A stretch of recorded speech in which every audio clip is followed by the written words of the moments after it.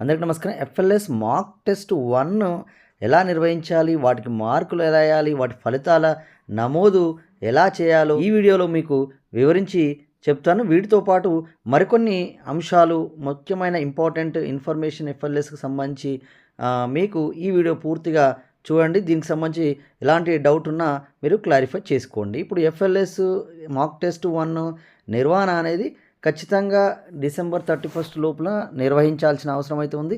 ఇలా నిర్వహించేటప్పుడు 1-to-1 మనం విద్యార్థులకు నిర్వహించాల్సి ఉంటుంది. ఇక్కడ ప్రతి విద్యార్థికి ఇలా క్వశ్చన్ పేపర్ ఇవ్వాల్సిన అవసరం లేదు. విద్యార్థులకు మనము తీసుకున్న ఒక్క ప్రింట్ తోటి మనం 10 మందికి కానీ 20 మంది ఉన్నా కానీ ఎంతమంది ఉన్నా కానీ మనం నిర్వహించుకోవచ్చు. ఇలా ఇప్పుడు నేను ఇది correct, Sita is colouring a picture అని ఇట్లా రైట్ చేయడము, the baby is sleeping in the bed అన్నప్పుడు ఇట్లా టిక్ చేయవలసిన అవసరం లేదు. మనం విద్యార్థికి సంబంధించి మొత్తం మీద అన్ని ఎగ్జామ్ నిర్వహణ చేస్తున్నప్పుడే క్వశ్చన్ నెంబర్ 1 ఉందనుకో. ఇప్పుడు ఏ అనే విద్యార్థి అంటే ఏ అంటే ఏదో ఒక పేరున్న విద్యార్థి, అతను ఆ 5 క్వశ్చన్స్ ఉన్నాయి అక్కడ. మరి ఏబులా నాట్ ఏబులా, జస్ట్ ఈ విధంగా మనం question number 2 not able, question number 3 able అంటే విద్యార్థి 80% సాధించినప్పుడు ఇట్లా ఏబుల్ ఆర్ నాట్ ఏబుల్ ఇలా పెట్టుకుంటూ పోతే అయిపోతుంది. ఇది ఇంగ్లీష్కి సంబంధించింది, ఇది మ్యాథ్స్ సంబంధించింది. ఇక్కడ కూడా సేమ్గా ఏబుల్ ఆర్ నాట్ ఏబుల్ మన క్వశ్చన్ నెంబర్ ఉన్నాయి. ఆ క్వశ్చన్లో 80% సాధించిన విద్యార్థులకు మనం అక్కడ వేయాల్సి ఉంటుంది. మామూలుగా ఫైనల్ ఎగ్జామ్ కూడా దేశవ్యాప్తంగా కూడా ఈ ఎఫ్ఎల్ఎస్కి సంబంధించి అక్కడ ట్యాబ్లో నిర్వహించడం జరుగుతుంది. కాబట్టి ఇక్కడ విద్యార్థులకు క్వశ్చన్ పేపర్ ఇవ్వాల్సిన అవసరం లేదు. కొంతమంది సార్ ఇక్కడ మ్యాథ్స్లో ఇక్కడ ఆన్సర్స్ కూడా ఇవ్వడం జరిగింది. మరి ఇది క్వశ్చన్ పేపరు మరి ఈచ్ వన్ స్టూడెంట్కు తక్కువ, మామూలుగా పాఠశాలలో తక్కువ మంది విద్యార్థులు ఉన్నారు కాబట్టి అందరికీ ఒక్కొక్క టెస్ట్ పేపర్ తెచ్చినాం అనుకోండి. ఇక్కడ ఆన్సర్స్ ఉన్నాయి కదా సార్, వీటిని ఎలా రాస్తారు అనేది ఉంది. కాబట్టి మనం విద్యార్థులకు క్వశ్చన్ పేపర్ని ఇవ్వాల్సిన అవసరం లేదు. ఇంగ్లీష్ అంటే ఇక్కడ ఇచ్చి అవసరమైతే ఇలా టిక్ కొట్టచ్చు, కొట్టనీయకుండా మనం 1-to-1 అంటే టీచరు ఇలా అడుగుతుంది, ద బేబీ ఈ స్లీపింగ్ ఇన్ ద బెడ్ అనగానే విద్యార్థి 4 ఈజ్ ద కరెక్ట్ ఆన్సర్ అని చెప్తే మనం ఒక పేపర్ కానీ అదనంగా ఏదైనా ఒక నోట్బుక్లో కానీ ఎక్కడైనా మనం నమోదు చేసుకోవచ్చు. అలాగే కాకుండా ఏదైనా రెస్పాన్స్ షీట్ కూడా మనం తయారు చేసుకోవచ్చు. క్వశ్చన్ నెంబర్ 1 అతను yes or no, question number 2 next question number 2 Sita is colouring a picture, అతను ఎస్ ఆర్ నో.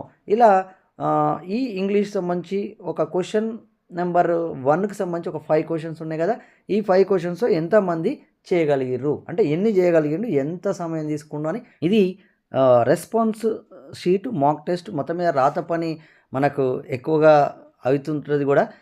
రాత పని ఎక్కువ లేకుండా సింపుల్గా అయితే ఏబుల్ నాట్ ఏబుల్ అక్కడ నేను ఇంతకుముందు చూపించినట్టయితే అది చేయొచ్చు. తర్వాత ఇది కూడా అవసరమే. ఇక్కడ కూడా కాంపిటెన్సీ ఆఫ్ లిటరసీ న్యూమరసీ అంటే ఇప్పుడు ఈ 1 క్వశ్చన్లో 5 క్వశ్చన్స్ ఉన్నాయి. ఈ 5 క్వశ్చన్కు అచీవ్డ్ క్వశ్చన్ ఎన్ని క్వశ్చన్లు సాధించిండు, ఎంత టైం తీసుకుండు, అచీవ్డ్ పాయింట్స్ మ్యాక్సిమం 30 పాయింట్స్ ఉంటుంది. ఇవి మామూలుగా ప్రతి స్టూడెంట్కు ఇలాంటి ఒక షీట్ అయితే అవసరం ఉంటుంది. ఇక్కడ స్టూడెంట్ నేము డీటెయిల్స్ మొత్తం నింపాల్సి ఉంటుంది. క్వశ్చన్ నెంబర్ 2లో మామూలుగా అయితే 4 or 5 క్వశ్చన్స్ వస్తే ఇక్కడ 3 పాయింట్స్ అని, ఇక్కడ 2 క్వశ్చన్స్ ఆర్ 3 క్వశ్చన్స్ అటెంప్ట్ చేస్తే 2 పాయింట్స్, 1 క్వశ్చన్ అటెంప్ట్ చేస్తే ఫస్ట్ 1 క్వశ్చన్ 1 పాయింట్, 0 అంటే ఏం చేయకపోతే అతను 0. ఈ విధంగా మామూలుగా అచీవ్డ్ పాయింట్స్ అనేవి ఇవ్వాల్సి అయితే ఉంటుంది. క్వశ్చన్ నెంబర్ 1, క్వశ్చన్ నెంబర్ 2 ఇలా ఈ రెస్పాన్స్ షీట్స్ ఎంతమంది విద్యార్థులు ఉన్నారో అంతమందికి ఈ రెస్పాన్స్ షీట్ కూడా తీసుకొని మనం ఇక్కడ వేసుకున్న తర్వాత అక్కడ ఏబుల్ ఆర్ నాట్ ఏబుల్ మనం చెప్పొచ్చు. అక్కడ మనకు అచీవ్డ్ క్వశ్చన్స్ 80% మనం ఇక్కడ 12 క్వశ్చన్స్ క్వశ్చన్ నెంబర్ 2లో అంటే 12 అవుట్ ఆఫ్ 12కు మనం విద్యార్థి ఖచ్చితంగా 10 చేయగలగాలి.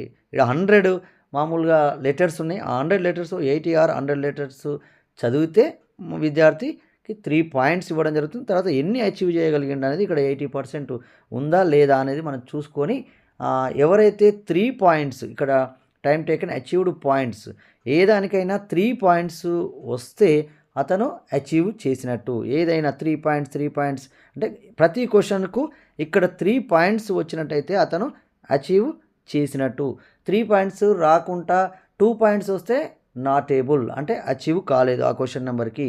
ఇట్లా 1 పాయింట్ అనేది 1 క్వశ్చన్ అటెంప్ట్ చేస్తే 1 పాయింట్, ఏం చేయకపోతే 0.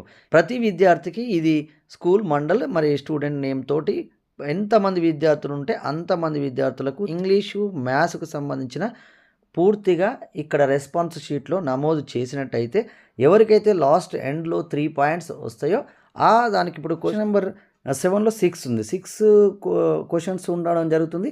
అక్కడ 5-6 చేస్తే 3 పాయింట్స్. ఇట్లా ఏదైనా 80% చేయగలిగితే 80-100% చేయగలిగితే 3 పాయింట్స్.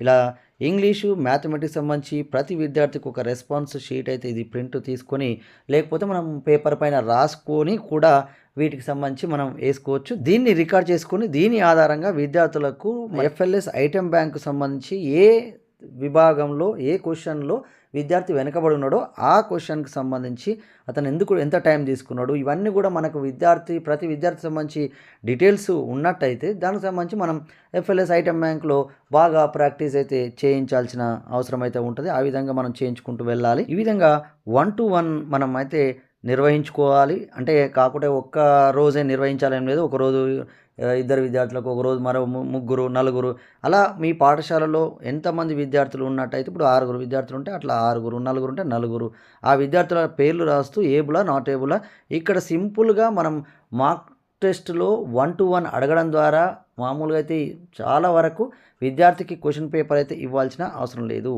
అది మ్యాథ్స్ కానీ అలాగే ఇంగ్లీష్ కానీ. తర్వాత దీనికి సంబంధించి మనం నిరంతరం స్లోగా కొంత టైం తీసుకొని విద్యార్థులకైతే నిర్వహించి ఎక్కడ వెనకబడి ఉన్నాడో ఆ విద్యార్థిని గుర్తించాల్సిన అవసరం అయితే ఉంది. అలాగే మరికొంత ఇంపార్టెంట్ ఇన్ఫర్మేషన్ ఏంటంటే ఇది మామూలుగా ఫిబ్రవరి లేదా మార్చిలో ఈ ఎఫ్ఎల్ఎస్ రాష్ట్ర వ్యాప్తంగా అన్ని ప్రభుత్వ ప్రైవేటు పాఠశాలలో 3వ తరగతి విద్యార్థులకు మాత్రమే నిర్వహించబడుతుంది. ఇది ఫౌండేషనల్ లెవెల్ అంటే pre primary to 2nd class వరకు మరి విద్యార్థి ఏ స్థాయిలో ఉన్నాడు అనేది గుర్తించడం కోసం దేశవ్యాప్తంగా నిర్వహించడం జరుగుతుంది. యూడైస్ ఆధారంగా అది మీడియం తెలుగా, ఇంగ్లీషా, ఏ మీడియం ఉంటే ఆ మీడియం మరియు మ్యాథ్స్లో ఈ ఎగ్జామ్ నిర్వహించబడుతుంది. ప్రతి పాఠశాలలో తక్షణమే ఐటెం బ్యాంక్ అయితే జిరాక్స్, స్పైరల్ బైండింగ్తో ఒక సెట్ అయితే తీసుకోవాలి. ఎందుకంటే ఐటెం బ్యాంక్ ద్వారా విద్యార్థులకు ప్రాక్టీస్ చేయించాలి. మాక్ టెస్ట్ 1 కూడా తప్పనిసరిగా జిరాక్స్ తీసుకోవాలి. అక్కడ జిరాక్స్ ఒక సెట్ ఉన్నా సరిపోతుంది. విద్యార్థికి ఒక సెట్టు తీసుకొని కొన్ని వాటికి మాత్రం మనం విద్యార్థికి ఇచ్చి సొంతంగా చదువుకోమనడం, అంటే సమయం వేస్ట్ కాకుండా ఆన్సర్ చెప్తున్నాడా చెప్తలేడా. మామూలుగా అయితే ఒక్క సెట్ ఉన్నా కానీ టీచర్ ఖచ్చితంగా ఉంటాడు కాబట్టి టీచర్ స్టూడెంట్ ఒకరి తర్వాత ఒకరిని విద్యార్థులను మరి పిలిచి ఆ రెస్పాన్స్ షీట్లో ఆ విద్యార్థికి సంబంధించిన డీటెయిల్స్ మనం ఎంటర్ చేయాల్సి ఉంటుంది. డిసెంబర్ 31 వరకల్లా ఈ టెస్ట్ అయితే నిర్వహించాలి. 1-to-1 టెస్ట్గా ఈ విధంగా ఉంటుంది. టీచర్ మరి స్టూడెంట్ మరి ఒకే రోజు నిర్వహించాల్సిన అవసరం లేదు. వీలైతే 2 రోజులు 3 రోజులైనా అక్కడ నిర్వహించుకోవచ్చు విద్యార్థుల స్ట్రెంత్ను బట్టి. రిజల్ట్ను కూడా మనం ఇంతకుముందు చెప్పినట్టు రెస్పాన్స్ షీట్లో రికార్డ్ చేయాలి. మాక్ టెస్ట్ 1 నిర్వహించడం వల్ల విద్యార్థి ఏ కాంపిటెన్సీలో ఇబ్బంది పడుతుందో మనకు తెలుస్తుంది. అలా ఫ్రీ టెస్ట్ లాగా కూడా ఉపయోగపడుతుంది. 3rd క్లాస్ బోధించే ఉపాధ్యాయులు ప్రతిరోజు మామూలుగా అయితే Telugu 90 minutes or English 90 minutes, language 90 minutes, maths కూడా 90 మినిట్స్ కాబట్టి అందులో 45 మినిట్స్ మనం ఈ ఐటెం బ్యాంక్ ప్రాక్టీస్ చేయించాలి. ఎఫ్ఎల్ఎన్ మిడ్లైన్ టెస్ట్ రిపోర్ట్ ఆధారంగా విద్యార్థులను 3 గ్రూపులుగా ABC చేసుకోవాలి. ఐటెం బ్యాంక్ ప్రాక్టీస్ చేయించేటప్పుడు A అండ్ B గ్రూప్ విద్యార్థులను గ్రూప్ లాగా చేసి ఎఫ్ఎల్ఎస్ కాంపిటెన్సీస్ని బాగా ప్రాక్టీస్ చేయించాలి. టీచర్ సపోర్టెడ్ గ్రూప్ C వాళ్ళకి మాత్రం వ్యక్తిగతంగా ప్రాక్టీస్ చేయించాలి. హెడ్ మాస్టర్ ఖచ్చితంగా మన అక్కడ పరిధిలోని ఉపాధ్యాయులు వాటిని అమలు చేసేలా బాధ్యత తీసుకోవాలి. ఎఫ్ఎల్ఎస్పై ఏమైనా సందేహాలు ఉంటే కాంప్లెక్స్ రీసోర్స్ పర్సన్ని సంప్రదించి ఈ కార్యక్రమాన్ని విజయవంతం చేయాలనేది ఇక్కడ కొన్ని ముఖ్యమైన సూచనలు.